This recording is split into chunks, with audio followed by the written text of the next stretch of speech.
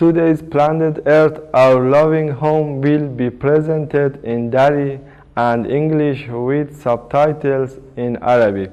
All languages are Vietnamese, Chinese, English, French, German, Indonesian, Italian, Japanese, Korean, Malay, Mongolian, Persian, Portuguese, Russian, Spanish, and Thai.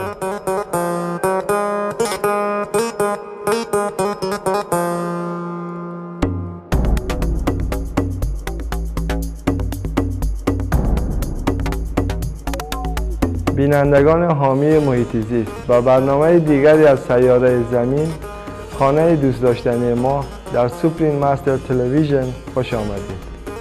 ما از کشور زیبای افغانستان دیدن میکنیم و در مورد مشکلات زیست محیطی که این کشور با آنها روبرو است و همینطور از شیوه های خاصی که برای حفظ اکوسیستم های گیاهان و حیوانات بومی به کار برده می شوند مطلع خواهیم شد.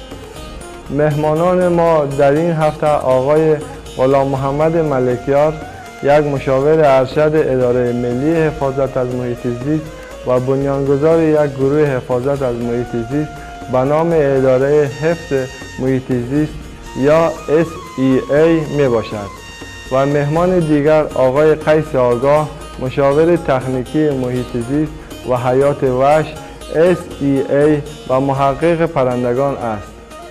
SEA is the only Afghan national organizations working for protection of the environment, sustainable resource development, and conservation of biodiversity in Afghanistan. SEA was founded by me and my other colleagues in 1998, and we are working close with the government, with different donor agencies, other NGOs, on the environmental protection side.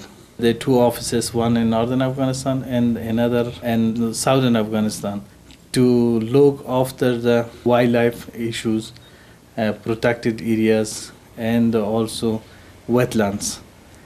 اخیراً افغانستان تأثیرات مخرب و فزاینده تغییرات آب و هوایی را تجربه کرده است که موجب مشکلات بسیاری برای مردم و حیات وحش شده است. During the last few years, we see visible changes in the climate. We see rise of temperature here, we see the floods, we see the avalanche, we see the degree of snow and the degree of rain. There is untimely rain sometimes, and during winter time, we had a good snow 10 years ago or 15 years ago, in some part up to 50 centimeters, but now even in a big winter for 2-3 months, we don't have snow, very small snow cover here. This is all the changes we see in climate, and also the temperature, the water rise, and sometimes we have floods, sometimes which is untimely, and sometimes we even don't have water for irrigation, because whenever the farmers need irrigation water, there is no water. This is all the changes and the impacts. We have still we are facing the big drought, especially in southern part of Afghanistan. And another impact which I see, it's in southern part. I just returned a day before from southern part, and I see the dust storms and the vegetation cover loss, and you see there is no water. There is only one canal comes from Arghandab river, which is not good enough for all people. And also we have lost some our indigenous vegetation covers in desert ecosystem. This is because of untimely rain or no rain or no snow. به خاطر آب شدن برف و یخچال‌های طبیعی، برف‌کوچ‌های بیشتری ایجاد می شود که موجب ویرانی و از دست رفتن جان انسان‌ها می گردند. The biggest impact of this climate change was in northern provinces. We lost more than 180 people last year because of this avalanche, and this was the first in the history of Afghanistan in the last 60 years. Afghanistan needs to be very strong position and very strong action to combat this climate change. با وجود گرمایش جهانی، تنوع زیستی در کشور به سرعت از بین می رود. این موجب نگرانی بسیار است و آقای ملکیار در این مورد توضیح می دهد. We have lost much of our biodiversity, and it is in a position that if we neglect it now, then for the future we would not have any biodiversity. We have started to work and protect the remaining part, but during the last 30 years, maybe or more, we have lost. Let me give you an example. We have lost 2% of our national forest covers. It was 3.1% in 1970s, and now it is 1.2%. This is an example of one of our resources which we lost, and also for wildlife. Illegal hunting is something which is continued from 1970s to now, and every day we lost 2 species or 2 wildlife within 30 years. Or you just imagine how many of them would be lost. But on the wildlife side, we have lost many of these mammals and wildlife species in the mountain areas because of hunting, because of encroaching, and also the fighting. They have migrated to other countries even, but we have lost much. You see, most of wildlife are migratory species, even in the habitat. In case their habitat is a good nature, there is no disturbance, there is no threat, they stay here. If there is a threat, they leave the habitat and migrate. In 1970s, Afghanistan had more than 400 snow leopards, but now it's not more than 80. به خاطر مشکلات زیست محیطی که افغانستان با آنها روبرو است، اقداماتی برای مطلع کردن مردم و افزایش آگاهی انجام می شود که در مورد حفاظت از طبیعت و حیوانات همزیست در کشور می باشد. یک شیوه که اداره حفظ محیط زیست با آن کار می کند، یک برنامه آموزشی در مورد محیط زیست برای مکاتب و پوهنتون‌ها است که با همکاری وزارت معارف انجام می شود. We have environmental education programs, formal and informal. Informal, we are developing a comprehensive environmental curriculum that include principles of environment and natural resources, and to incorporate these principles into schools and university curriculum. This is one part of environmental education we have been doing, and the other part is informal education that included training, seminars, workshops, publications, the C project with USAID. We're doing this training. We have been conducting the trainings in mosques, in schools, local clinics, to the mullahs, local leaders, and then they will conduct these trainings and will transfer this message to their local people to ban the huntings and conserve the wildlife species. با بزرگان مذهبی نیز در مورد اهمیت حفاظت از محیط زیست اطلاعات داده می شود تا آنها عموم مردم را از جنبه دینی این موضوع مطلع کنند. So the Holy Qurans include several verses, conservation verses, and other verses that trying to persuade people through these verses to conserve their wildlife and environment.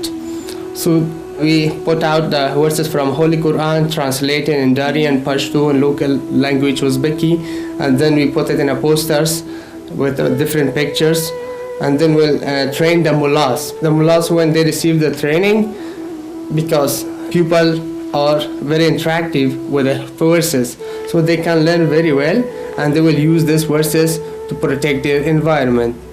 God says that I sent the water to the earth to growing the plants. These plants should be used for the human.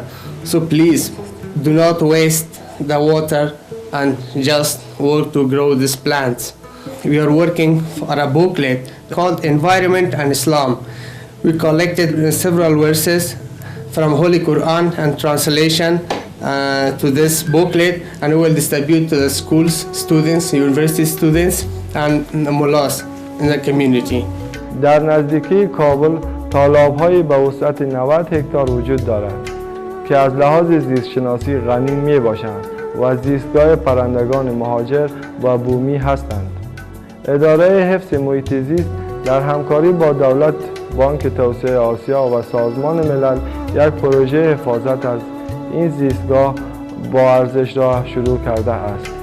The problem of this wetlands, which has lost some parts of its potential, is during the loss of control over the areas and during the fighting in 1990s to 2001, part of these wetlands were occupied by residential areas and many people came and made house, and now it looks difficult to relocate these houses from around the wetlands. But seasonally it keeps the potential. Keeping that in mind, the government, I was also involved in that, with the financial support of Asian Development Bank and other organizations, we made 2 observation towers in 2 sites. This is just for the students, for the academia who wants to keep an inventory of birds around this area. They can come easily and go there. Even they can count the nesting from that side, and they have different facilities to see the birds, and also they can identify the birds, which birds is there. Our purpose was for education, because there was a center made by UN there, education center. When people come here for recreation or for study, they go to the education center. They can come to the towers and see birds. دلیل اصلی تغییرات اقلیمی و از بین رفتن تنوع زیستی و مشکلات زیست محیطی دیگر دامپروری می باشد. اگر هر فرد رژیم غذایی گیاهی مهربانانه را انتخاب کند، یک دنیای بهتر بدون گرسنگی و فجایع زیست محیطی ممکن می شود. در آخر آقای غلام محمد ملکیار پیامی را برای دنیا می فرستند. I need the world community to support Afghan children, Afghan women, and also the whole Afghan population to keep their environment clean and to be aware of the environmental values and to contribute to the reduction of climate change impacts to the region and to global. As far as